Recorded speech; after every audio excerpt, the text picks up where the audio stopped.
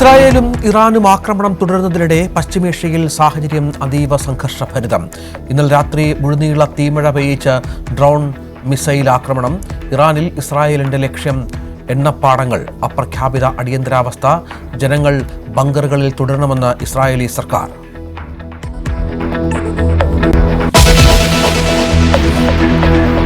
നിലമ്പൂർ വിധി എഴുതാൻ 4 ദിവസം മാത്രം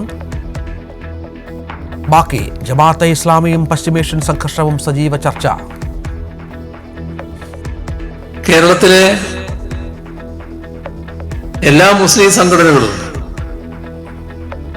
അകറ്റി നിർത്തിയ ഒന്നാണ് ജമാഅത്തെ ഇസ്ലാമി. മുഖ്യമന്ത്രിയോട് ചോദ്യങ്ങളുമായി മുഖ്യമന്ത്രിയുടെ ആദ്യമായിട്ട് കേരളത്തിൽ അവരെ സ്വാഗതം ചെയ്തു. അവർ നല്ല ആളുകളാണ്. അവരെ കാണാൻ തലയിൽ മുണ്ടിട്ട് പോകണ്ട എന്ന് പറഞ്ഞാൽ അവരെ കാണാൻ പോയ ആള് ഈ പിണറായി വിജയനാണ്.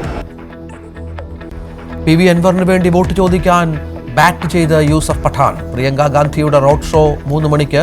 പരസ്യ പ്രചാരണം നാളെ തീരും.